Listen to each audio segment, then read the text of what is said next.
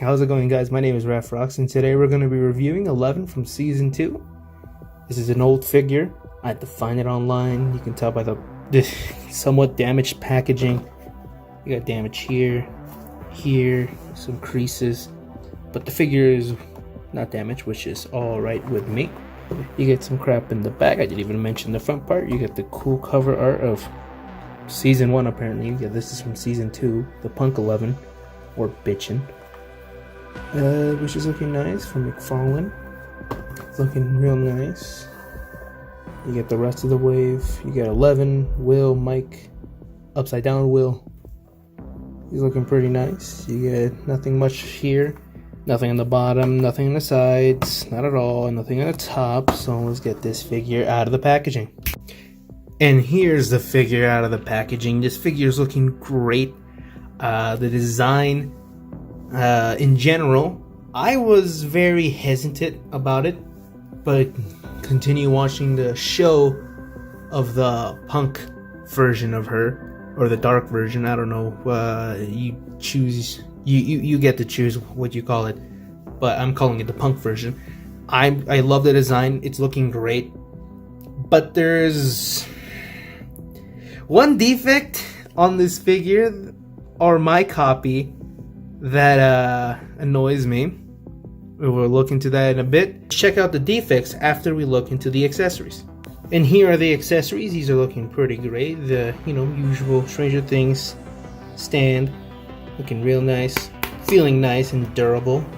Get out of here, skedaddle out of here. Check it out. The hands. You get these little grabby hands. Skin tone's a little off. I don't remember Punk 11 being this tan. I remember her being really pale. It complements the black. Looking really nice too. These little hands, little grabby hands, or the little mind power looking hands shit. But there's a little slight defect here.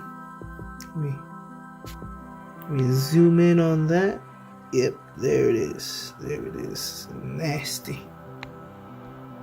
Nasty fingers of mine, and nasty little random plastic bit that sticks out. And the baby mask is looking great. Look at all that detail. Little holes in the top. Little damage. Little scuff ups. The nice little rosy cheeks, little lips. They kind of messed up on the lip. It's missing some lipstick here, and it puts it more over here. Kind of a bummer, but it's looking really nice. You also get a section for the nose and the lips, where you can just first attach it until you can tell that the mouth and the nose are connected. Then you put the strap down, and voila, that is looking very nice on the figure. With the accessories out of the way, let's check out the figure itself. It's looking great. The texturing and the light dry brush on the coat or on the top is looking great. It's feeling nice. It's looking great. Let me get the lights on here so you guys can get a better look. It's looking really nice. Feels amazing. Little wrinkles even have some light dry brushing. The pants are looking great as well. There's some dry brushing.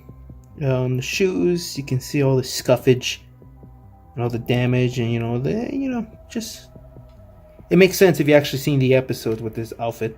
See the sock on top of the pants, and this sock underneath the pants, looking great.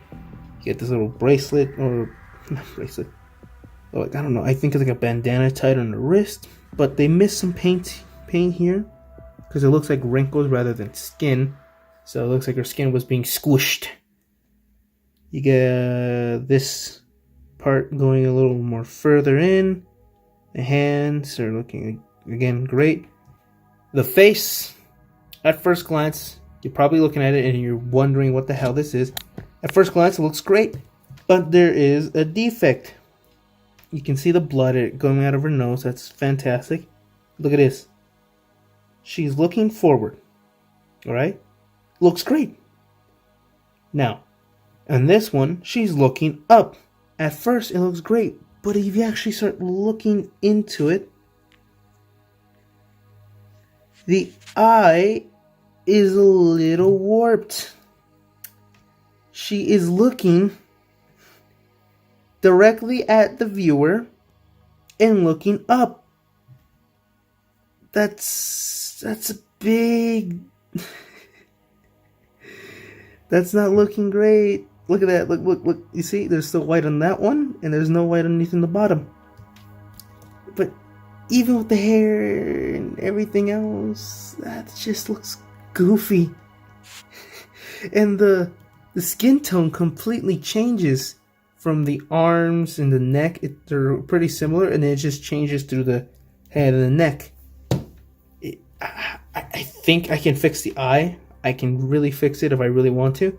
But I don't think I'll be able to fix the skin tone. But now let's just look into... I already explained the weird defect within the eyes and stuff. But how? How does this look a lot more like Millie Bobby Brown? This is from season 2. So this is an old figure. I'm reviewing this very, very late. Now, here is the newer version. What in the fuck is this? Are you kidding? Like, the mold, again, identical. I think the mold is the exact same. They just screwed up miserably on the paint job. These eyes are wide and huge, like they should be. Millie Bobby Brown has some pretty big eyes, especially in the show. It just looks right for this figure. And then with the recent figure, the eyebrows are different. These are a lot more scruffy. And the eyes are ignored. And even the skin tone, a lot darker and then a lot more pale. That's not how it works. Jeez. So let's just get that out of the way and look at the posability of the figure. She can look up that far. She can look down that far. She has a lot of head tiltage. Very, very good. Oh, look, you can see the defect. Perfect. Look at that.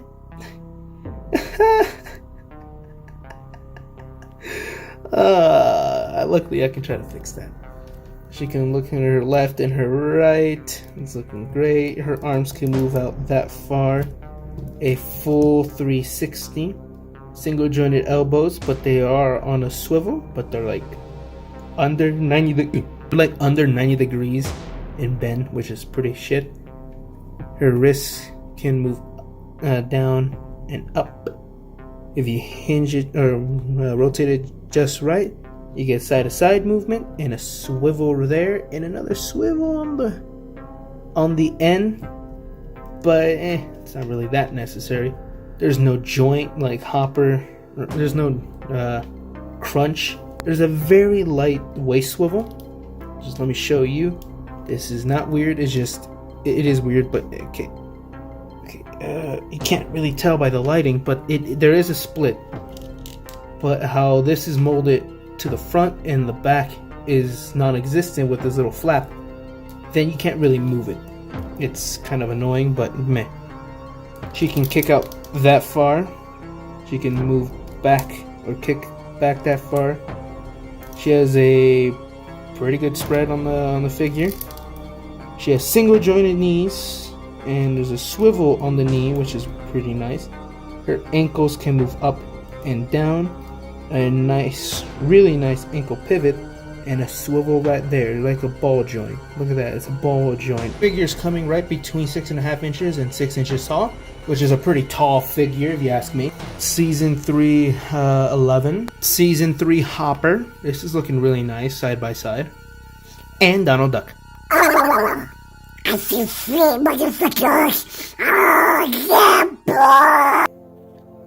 And there's my review for the Season 2 Punk 11. This figure is looking amazing if you ignore that weird eye defect, but I can fucking fix it, my guys. This figure's great. Just ignore the eyes. On my copy just got fucked because of the eyes. I don't know what happened in the factory or something, wherever these figures are made, but that's the only thing that got screwed over. But this figure's good. I like it. The pulsability, it works what you expect due to the big bulky coat. It's looking great, feeling great. I will give this figure a solid 9 out of 10.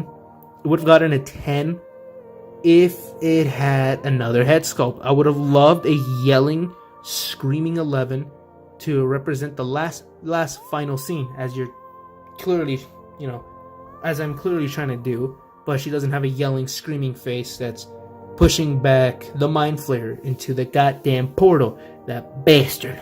Well, I'll catch you guys next time.